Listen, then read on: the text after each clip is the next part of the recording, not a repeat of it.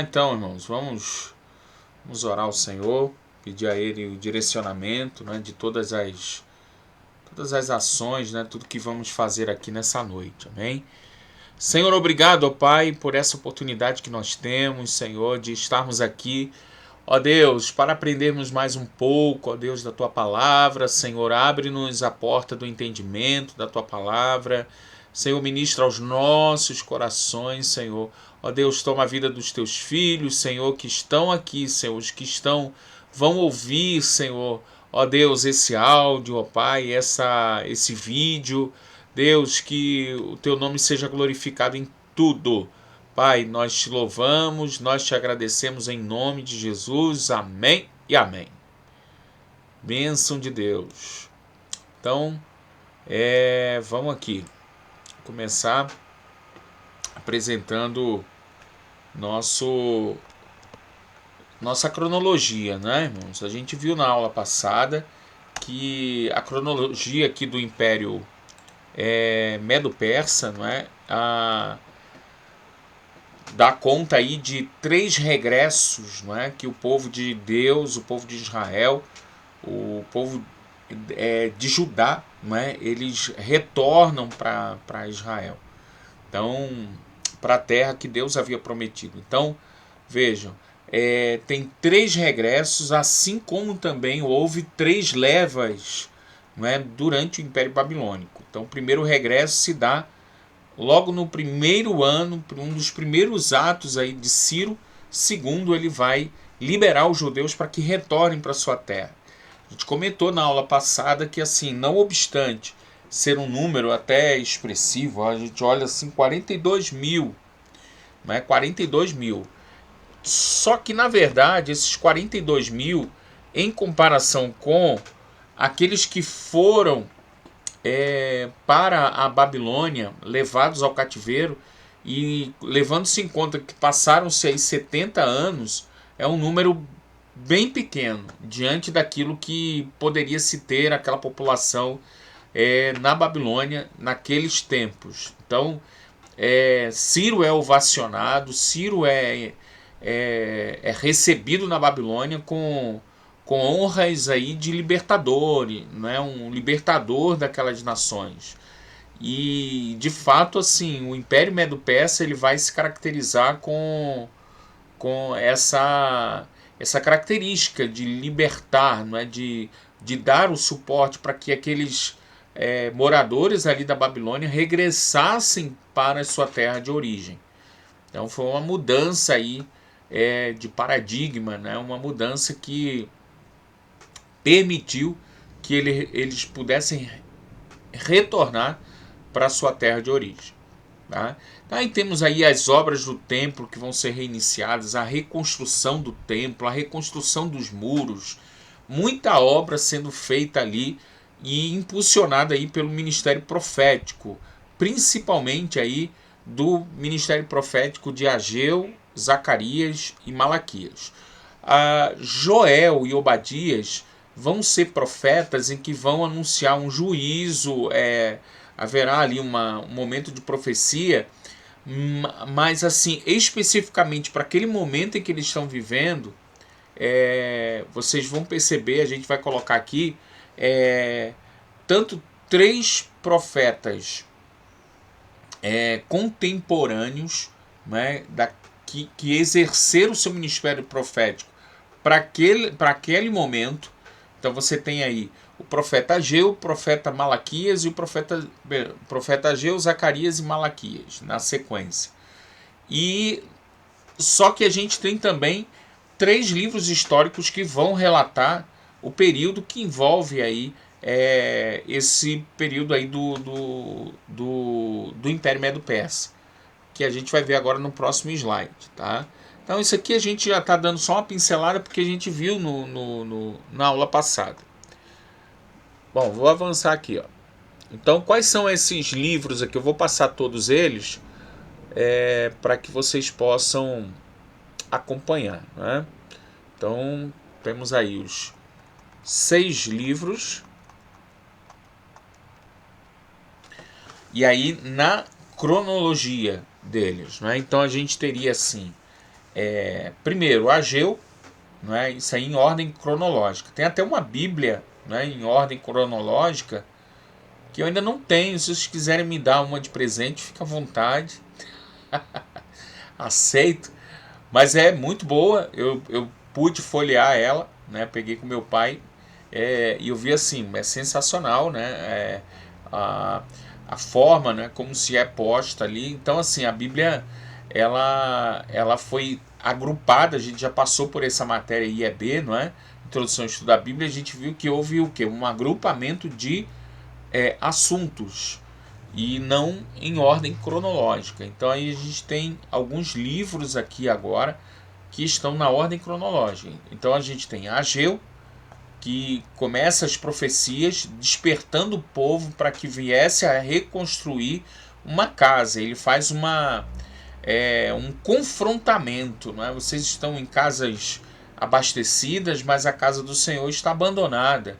Então ele faz um chamamento ali, não é, para que eles viessem a ser despertados a desenvolverem ali aquela obra.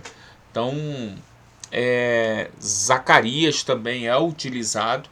Se percebe que foram alguns meses de profecia aí de Ageu, mas foram contundentes aí as profecias de Ageu. E Zacarias dá sequência àquelas profecias, não é? Incentivando, despertando o povo para que viesse a se posicionar naquele tempo. Então Zacarias aí, profeticamente, a gente vai ter alguns assuntos aí que envolvem escatologicamente a volta de Jesus. A gente tem alguns capítulos de Zacarias que se dá conta aí das perseguições que o povo de Deus, o povo judeu, há de enfrentar durante a grande tribulação. Então tem muita coisa boa para ser explorada aí, nesse livro, tá? Deixa eu só ver se eu não sei se chegou alguém aqui. Eu vou dar acesso aqui à pessoa. Pera aí, irmão. Porque para mim só chega uma notificação. Chegou alguém aí, irmão? Não sei se os irmãos podem me ajudar nisso.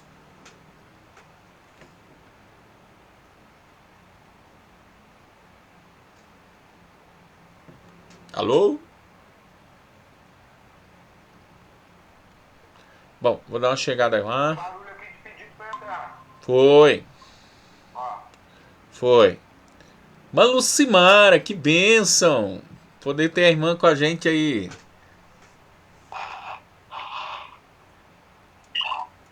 Maravilha! Coloca aí só o áudio mesmo. Se não der para acompanhar, fica tranquila, tá, minha irmã? Importante a irmã estar com a gente aí. Fiquei feliz.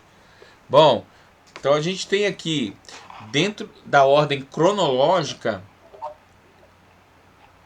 Ageu, Zacarias, Esther, Esdras, Neemias e Malaquias. Então são 6 livros aí em que vão se entrelaçar, né, dentro da história aí pertencente ao Império Medo-Persa, tá? Então fica aí o registro aí desses 6 livros que contam um pouco da história do que foi o Império Medo-Persa dentro da Bíblia, né? O Império Medo-Persa aí abrangeu o território que hoje representa cerca de 16 países. Então foi um grande império, né? Um império aí que teve por característica, a gente vai ver, não é? Um dos imperadores lá, um dos regentes desse império, ele desenvolveu um sistema de correios poderosíssimo, não é? Para poder alcançar toda essa gama de território que era o Império Medo-Persa, ele teve que se empenhar, não é? Então ele desenvolve aí sistemas de pontos, não é? De recepção de cartas, não é? E aí os cavalos aí faziam esse trabalho. Então alguns determinados pontos aí chegava um mensageiro, entregava aquela carta, aquela correspondência na mão daquele outro mensageiro, e ele daquele ponto em diante ele seguia em direção ao próximo ponto. E assim o que havia entregue retornava para o seu ponto de origem. Então era assim que funcionava o sistema de correspondência ali do Império Medo-Persa, que foi absorvido pelos outros impérios. O Império Romano expande também, não é, esse sistema de correspondência aí, quando ele tem acesso ao domínio, não é, daquele território, né, que ele vem a conquistar. Então olha só, dentro aí do território, né, abrangência de território, cerca de 16 países. Então você vai ver que não foi da noite para o dia que o Império Medo-Persa se tornou o Império Medo-Persa. Então você tem a legenda, ela é muito importante. Opa, estou falando aqui, mas não passei. Ó. A legenda, ela é muito importante para a gente poder entender esses mapas, né? E aí você tem lá, ó, o vermelhinho começou tudo ali naquele pequenininho ali, né? Elam e Pérsia. Então você tem ali uma condição, né, de um reino que se une. A gente já falou sobre isso, né? A Média e a Pérsia unidas formam aí as condições necessárias para que se transformasse no império.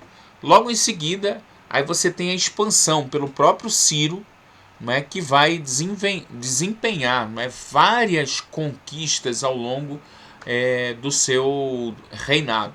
Então, ele abrange aí o domínio de toda a região norte, não é? Daquele território. Você vai ver também até partes da Índia sendo conquistada aqui. Depois você tem aí você vai ter uma conquista muito mais ampla, né, desse território, que Ciro vai desempenhar essas conquistas por volta do ano 550 a 530. Então ele vai conquistando e vai expandindo seu território. Você acompanha no tracejado branco aí, não é? Então esse tracejado branco dá a indicação de que ele expandiu os seus domínios, não é? Aí o verde já é o seu sucessor, não é? O seu filho Cambises tem a incumbência aí de conquistar o Egito, o território egípcio. Vai ser conquistado por Cambises. Dários, o sucessor também, tem um pedacinho de terra conquistada. Aí a gente já tem aí algumas. O Dário já se envolve aí nas guerras médicas. As guerras médicas foram as guerras em que envolveram tanto os medos e persas, envolvendo aí o território grego. Então foi as disputas, não é? As guerras que envolveram Grécia e Média. Ao todo foram 2 guerras mundiais ali daquela época, né? Primeira e Segunda Guerra Médica. Então todas elas aí, não é? Apesar, não obstante a Pérsia ter invadido e destruído Atenas em um determinado momento dessas guerras, você vai ver também a derrota desse Império Medo-Persa pelas forças aí gregas, né? Os gregos aí se uniram num propósito para destruir as forças médicas ou dos medos e persas, né? É interessante esse termo aí de guerras médicas, que na verdade os persas que eram os agentes ali. Então para os gregos, que foi uma definição da guerra, né, guerra médica, deveria ser guerras pérsicas, porque foram as guerras em que os gregos lutaram contra os persas. Mas só que para o grego não tinha diferença entre medos e persas. Então eles definiram nos livros que o adversário eram os medos, mas na verdade estavam combatendo contra os persas. Tá? Então foram grandes batalhas ali que foram travadas, né, envolvendo aí essas 2 potências mundiais que existiam na época, que eram a Média ou a Pérsia e a Grécia. Então eles resolveram por questões comerciais ali, tá, irmãos? Então a gente tem ali um comércio muito grande naquela região aqui, ó, central, que é a Capadócia, é a Ásia Menor, né, onde Paulo havia pregado. Então, assim, tudo para conquistar ali um pedaço ali daquele mar Mediterrâneo que era muito forte comercialmente. Então, por isso, eles desenvolvem essa guerra que quem se dá pior nessa guerra vai ser os persas. Então, os persas vão sair derrotados dela e os gregos vão ser fortalecidos nesse sentido. Tá? Até então, a gente vai ver, Alexandre o Grande ainda não figura ali, tá? Alexandre o Grande ele só vai aparecer lá na frente, tá? Lá por volta do ano 331. Então, por enquanto, foi uma pré-história aí, não é? Dos gregos aí envolvendo ali dentro de uma questão mundial, não é? De conflito mundial. Bom, vou seguir aqui, irmãos, porque eu quero chegar na Grécia hoje, hein? Olha lá, hein? Vamos ver se a gente consegue. Então, vamos seguir. O auge do Império Medo-Persa ocorreu no reinado de Assuero, também conhecido como Xerxes. Né? Assuero também ele pode ser conhecido também como açougueiro também. Porque muita carne foi derramada ali por conta das guerras aí que envolvem Xerxes. Mas Xerxes ele possuía um exército de 10 mil homens, não é? Medo-persa. Então era a elite do exército dele, eram chamados os invencíveis. Então a cada homem morto em guerra era reposto. Então aquele exército sempre eram de 10 mil homens. Era como se fosse o BOPE dele, né? Inclusive eu acho que eu comentei com vocês aqui que há um filme, não é? Os 300, não é, que de uma forma muito rasa, não é? Historicamente, ele conta um pouco de como que se desenvolveu, né? Essas guerras ali. Aí conta alguns heróis surgiram, os heróis gregos surgiram dessas guerras aí que envolvem a Pérsia, em que Xerxes já era um dos reis ali envolvidos nessas batalhas. Xerxes que dominou aí durante um tempo, né, 127 províncias, ou também chamadas lá no acho que é no livro de Esther, né, que fala 127 e fugiu a palavra, meu Deus, satrápias, agora veio, satrápias. Então ele domina sobre esses território que ia desde a Etiópia, que fica aqui no Egito, abaixo do Egito. Então o Egito está aqui bem no cantinho, né? E aí ele vai guerrear e ele vai desde aqui a Etiópia até a Índia, né? Que é esse território bem pro seu lado esquerdo aí, irmão, tá? Então tem lá Gandra, tem a indicação ali de Satyajidya, acho que é assim que fala, né, irmãos? Mas só para você entender. E também ele vai até ali a região da Turquia, atual Turquia hoje, que é a região da Ásia Menor, não é? Que é na época do Império Romano.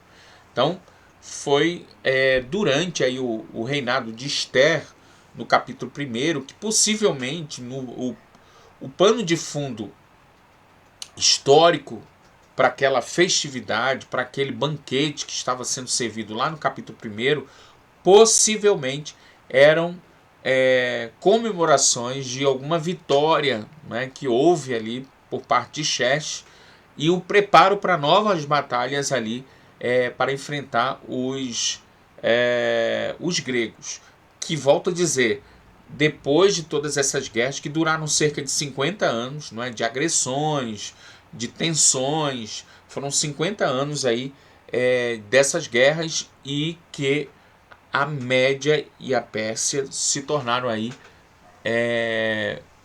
foram perdedoras desse conflito, tá? Então Xerxes era aquele cidadão lá nos 300 lá que eu comentei, o Rodrigo Santoro, que era tipo um deus, não é? Uma voz de trovão, um negócio assim bem forte, não é? Então é uma história interessante para quem gosta, né? É interessante. Bom, aí tem aí a religião, Zoroastro, vamos voltar aqui, Zoroastro, Zaratustra, né, foi o fundador do zoroatrismo, religião cuja doutrina pregava a existência de um constante conflito entre duas forças espirituais, Hormuz, do bem, e Arimã, o deus do mal. Então, olha, irmãos, é interessante quando você começa a estudar. Eu tenho até um livro aqui, depois eu vou indicar para vocês. Os Outros Deuses. Se eu tiver por aqui no próximo horário, eu tento encontrar ele e mostrar para vocês aqui. Ele os outros da Bíblia, aliás. Os outros da Bíblia. Ele relata ali os vários deuses que são citados os povos, e esses povos acabavam a cultuar esses deuses. E a gente vai perceber algumas relações de formas de culto em que esses deuses ali eles possuíam. E aí você tem aqui o Hormuz, o deus do bem, e Arimã, o deus do mal. É o combate daquilo que é do bem contra o mal. E aí é interessante quando você vê o apóstolo Paulo pregando, você vê que o apóstolo Paulo ele cita até um texto que na linguagem mais revista corrigida é um pouco mais complicado de você conseguir assimilar. Que ele fala assim, o bem que eu quero fazer, isso não faço, o mal, portanto, que eu não gostaria de fazer, isso eu faço. Então ele faz um jogo aí de palavras, mas que tem a ver com isso aqui, é um combate do bem contra o mal. Então essa era a filosofia, não é, da religião aí do zoroatrismo. Esse cidadão em Zoroastro era o capitão-chefe aí dessa filosofia aí da religião deles. Deixa eu ver o que mais que eu posso falar. Persépolis. Irmãos, eu vou avançando aqui, tá, irmãos? Só vou fazer a leitura e a gente avança aqui para próximos capítulos. Vamos lá. Foi a antiga capital do Império Persa, situada a uns 70 quilômetros a nordeste de Shiraz. Dario I construiu em Persépolis um complexo de palácios. No ano 518 a.C., era coberta de ouro, de metais preciosos. A construção teria demorado cerca de 120 anos para ser completada. Então, a destruição da cidade ocorreu em 331 por quem? Por Alexandre o Grande, em vingança, né, em um revés aí ao que os gregos haviam sofrido alguns séculos atrás pelos persas, quando Atenas vai ser ali incendiada, não é? Vai ser invadida pelas forças do Império Medo-Persa. Tá bom? Então Alexandre o Grande, aí, em 331, vai lá e destrói completamente. E hoje tem apenas alguns resquícios do que sobrou ali dessa cidade. Aqui tem uma ilustração computadorizada de como seria a cidade de Persépolis, não é? Então, com vários prédios, não é? Uma cidade, como disse o texto ali, demorou 120 anos para ser construída. Interessante aqui, ó, ela é construída sob uma elevação, e aí existem vários compartimentos ali, vários jardins, né, internos, em que o rei ali, né, no seu palácio, desfrutava de conforto e segurança também. Né? Tem as muralhas ali também que faziam uma defesa para essa cidade aí projetada para o rei. Persépolis, cidade da Pérsia. Né? Petrópolis, cidade de Pedro. Persépolis, cidade da Pérsia. Ok? Cidade de Persépolis, a reconstrução aí, mais uma ilustração computadorizada, algumas ilustrações de como seriam alguns jardins ali internos, né? Então, assim, irmãos, nós temos aí uma conclusão, né, do que de alguns reis, não é, monarcas. Existiram outros monarcas, mas esses são os principais aí que eu queria citar para vocês, não é? Ciro é aquele que é profetizado lá em Isaías 45, versículo 1. Na primeira aula eu citei isso, né, falando sobre ele. Isaías 45, primeiro, ele é profetizado 150 anos antes do seu nascimento. Então, há uma voz profética de Isaías em que Deus foi muito perfeito na sua profecia, quando ele dá nome àquele libertador, não é? Chamo ao meu ungido, ao meu ungido. Então, Ciro é denominado como ungido do Senhor. Então, vejam aí que, aos olhos de Deus, os homens são ferramentas nas suas mãos. Ele nunca perde o controle, o domínio sobre todas as coisas. Então, Ciro, Cambises. Cambises aí ele tem por mérito, não é, a conquista do Egito. Mostrei no mapa para vocês. Dario aí, o Dário, ele foi muito competente, não é, no seu na sua regência, né? Ele era um competente rei, né? Desenvolveu aí, como eu falei também, o sistema de correios. Ele institui uma moeda que é chamada de Darico, né? Um sistema monetário aí que vai unificar, não é, a parte financeira de todo o império, não é, existente. Ele é responsável aí pelo financiamento das obras do templo. Então, lá os livros de Esdras, o livro de Esdras vai relatar, não é, essa benécia aí que houve, né, de haver um investimento para que o templo em Jerusalém fosse reconstruído, amando ali, não é, e com dinheiro liberado aí por Dario, né, depois que o templo havia cessado a obra. Aí a gente tem aqui um renovo das promessas de Deus, o povo se posiciona, e aí você tem aí o que? O Dario, ou Dário, né, sendo responsável ali pelo financiamento dessa obra. Aí vem Xerxes com as histórias aí que envolvendo a rainha Esther, né? Xerxes é o mesmo aí, Assuero, e nós temos também, né, Mordecai, né, Mardoqueu lá como primeiro-ministro, né, aquela história tão bela que é o livro de Esther, que a gente vai estudar ele, não é, a parte. Artaxerxes, seu filho aí, é o rei que autorizou aí a Neemias ao quê? A reedificar os muros de Jerusalém. Deu um prazo para Neemias ir a Jerusalém com uma comitiva, para que nessa comitiva ele pudesse ter condições de completar a sua missão, e no tempo que o rei determinou para que Neemias retornasse, ele voltasse para desempenhar com perfeição lá o que ele bem fazia, não é, de ser um conselheiro ali real, né? Ele era o copeiro do rei, não é? Mas aí copeiro tinha muitas funções, né? E era uma pessoa que gozava da confiança do rei. Então, Neemias, ele vai com uma função de governador daquela região, e ele retorna depois no tempo proposto para que ele viesse a estar ao lado do rei. E assim nós completamos aí uma breve meditação aí do Império Medo-Persa, e podemos agora entrar aqui por alguns minutos, né, no Império Grego. O Império Grego é o nosso objeto agora de estudo, e vamos avançando, não é, irmãos? O Império Grego também é chamado aí de Império Greco-Macedônico. Por que o Império Greco-Macedônico, irmão?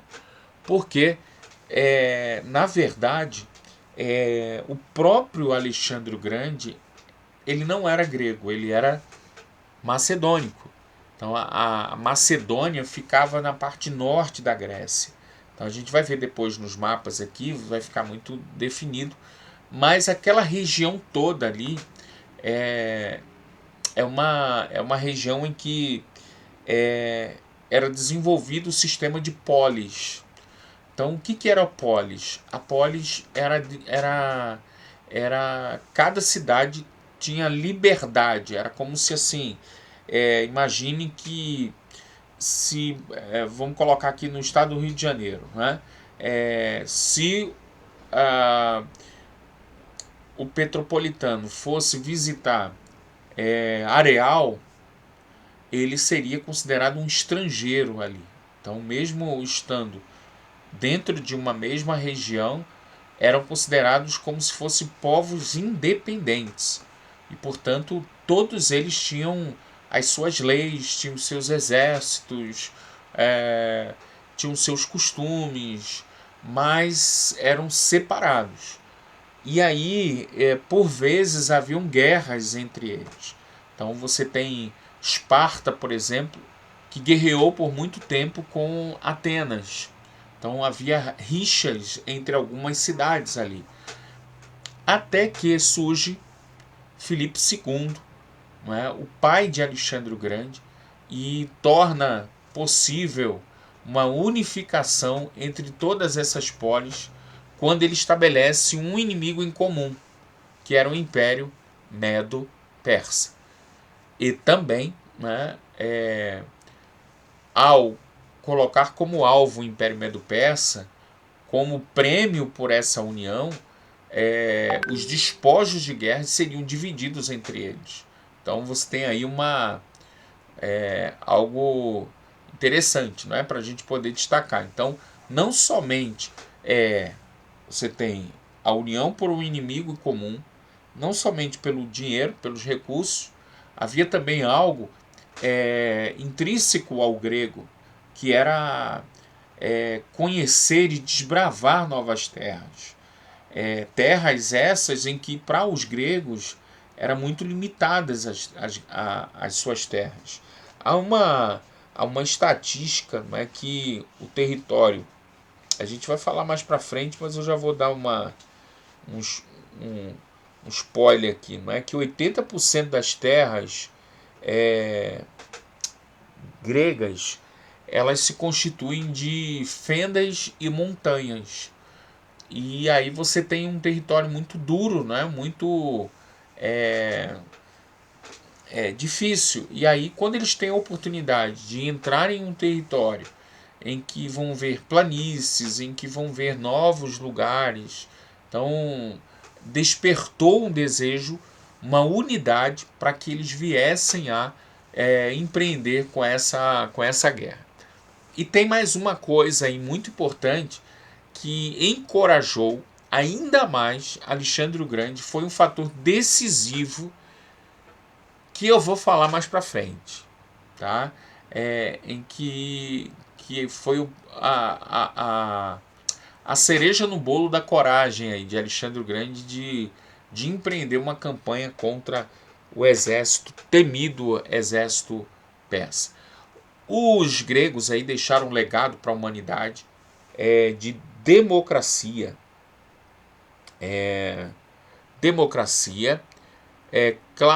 concepção clássica das artes e a filosofia.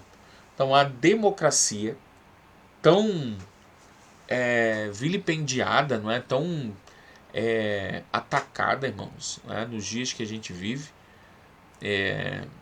em que valores são deturpados, parece que é muito doido o negócio, que assim, parece que algumas pessoas vivem em outro universo, em outra terra, e não conseguem enxergar a realidade que é a privação de poderes, a privação de liberdade.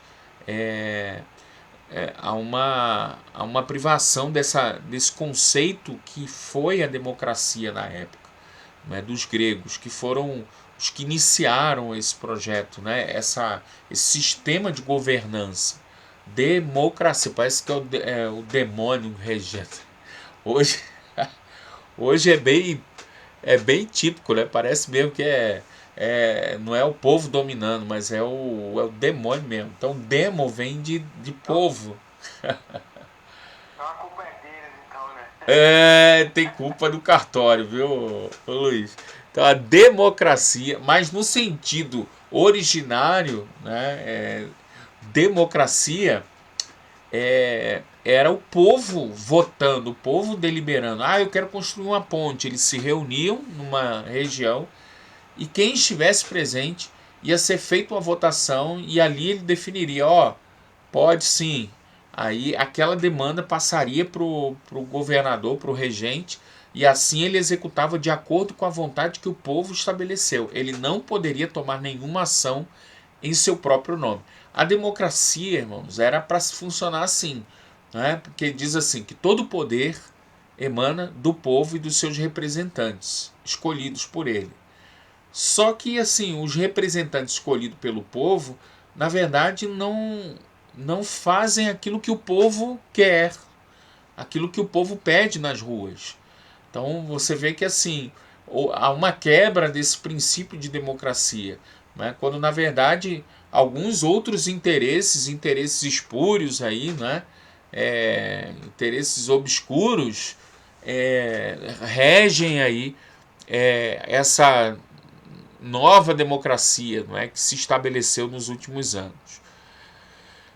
Vamos lá, concepção clássica das artes. Aí também essa concepção clássica das artes envolve tanto o canto quanto a arte cênica, não é, da interpretação, quanto da pintura, não é, quanto também das esculturas e das estruturas também. Então você vê algumas estruturas estruturas de colunas de alguns prédios que têm uma origem lá do passado, lá dos gregos. Então eles deixaram também para a humanidade um legado que é a clássica, a concepção clássica das artes. E a filosofia, que apesar de ser demonizada por alguns crentes que não há um conhecimento pleno, né? A filosofia é um instrumento poderosíssimo, né? Uma matéria, uma ferramenta muito útil, né? E é tão útil que na Bíblia você tem livros filosóficos, né? Que dirá de Eclesiastes. Quando a gente for falar nos livros poéticos, a gente vai ver assim, meu Deus, tem que ser crente para se ler o livro de Eclesiastes. Mas quando você vê uma pergunta clássica no livro de Jó, por que os justos sofrem? Filosofia pura, irmãos, para a gente compreender.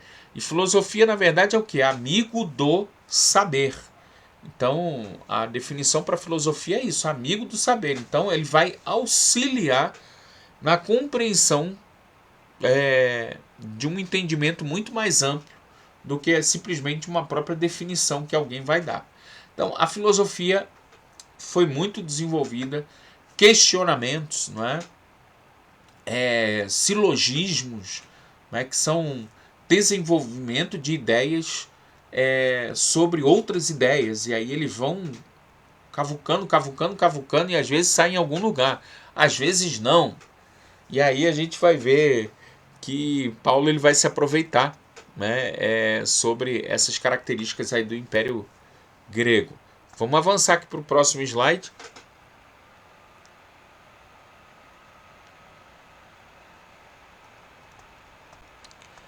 Pronto, coloquei todas as informações ali, não é? Filipe II unifica aqui, unifica e moderniza o exército heleno, que pode ser chamado também, tá, irmãos? Só para posso chover no molhado, que só tem gente inteligente aqui no grupo, mas de Heleno ou helênicos tem a ver aí com o Império grego, tá? Então, quando se fala aí de helenos, você está falando aí dos gregos, não é? Dentro na mitologia, Heleno ele teve 3 filhos, Éolo, Donos e Chutos. E estes descendentes aí, irmãos, originaram as tribos, principais tribos gregas da época, né? São os eólios, os dórios, aqueus e jônios. Então, por isso que essa referência aí a Heleno tem a ver aí com essa mitologia, não é? Que veio a criar as principais tribos oriundas aí de Heleno. Então, originalmente, irmãos, apenas a pequena tribo, a Tessália, era chamada de helenos, mas posteriormente a palavra se estendeu ao resto de toda a península. É só para explicar aí a questão do Heleno, tá, irmãos? Com a morte aí prematura de Filipe, faz Alexandre, seu filho, ascender ao trono aos 20 anos de idade. Vou perguntar aqui porque tem muita gente que já passou dos 20, já tem algumas décadas, né? Mas se você voltar um pouquinho na sua mente aí, aos 20 anos de idade, o que você estava fazendo, né? Aos 20 anos de idade, mano, trabalhando, mas eu estava querendo, mas não estava nem pensando ainda em casar, não é? Mas estava mais assim. E eu sempre fui crente, tá, irmão? Fique claro aqui, registrado. Mas eu queria servir a Deus, queria fazer as coisas e assim, não tinha ainda um pensamento. Olha, irmãos, esse jovem aí com 20 anos de idade já recebe a incumbência de conduzir um exército poderosíssimo. Aos 18 anos, irmão, 2 anos antes, ele já era general, né, já comandava um grupo militar. Então, a história desse grande líder que foi Alexandre vai se revelar aí como um excelente estrategista militar, apesar de ser tão novo, né? Mas ele já tinha ali competência. Depois que o seu pai morre, ele assume o exército, ascende ao trono e ele recebe 40 mil homens. Volto a dizer que 40 mil homens que divergiam entre uns e outros, né? Várias polis, várias cidades, cada um com seu escudo, mas cada um com uma incumbência, né? com um desafio em comum, que era derrotar, né? Vingar os seus antepassados contra o Império Medo-Persa. Então, Alexandre o Grande tem essa missão. Em pouco mais de 10 anos, ele conquista toda a Ásia Menor, Egito, Oriente Médio e a Pérsia. Competentíssimo, né, irmãos? E a gente vai falar um pouquinho aqui, à medida que a gente for avançando aqui nos outros slides, a gente vai falar um pouco sobre as profecias em Daniel. São 4 capítulos aí que falam em Daniel sobre o Alexandre de forma direta ou indireta. Vai fazer referência a Alexandre o Grande e tem muito assunto aqui para a gente explorar dentro do Império Medo-Persa, tá bom? Meus irmãos, deixa eu voltar aqui.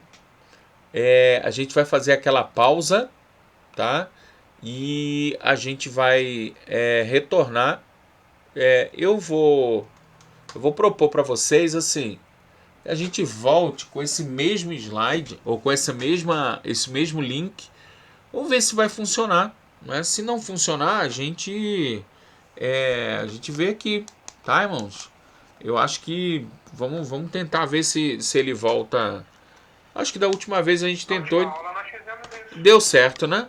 Então a gente volta com ele mesmo e aí qualquer problema a gente conversa aqui, a gente coloca outro link, tá bom? Vamos tomar um cafezinho ou vamos beber uma água e depois a gente volta. Eu pensei que era a Lucimara, mas é o Luciano. Agora que eu tô vendo que no meu no coisa aqui tava aparecendo só Lu, aí eu pensei que era o Luciano. O Luciano tá em todas aí. Deus abençoe, tá, Luciano? Maravilha. Tá certo, irmãozão. Mas vamos lá então, daqui a pouco a gente volta.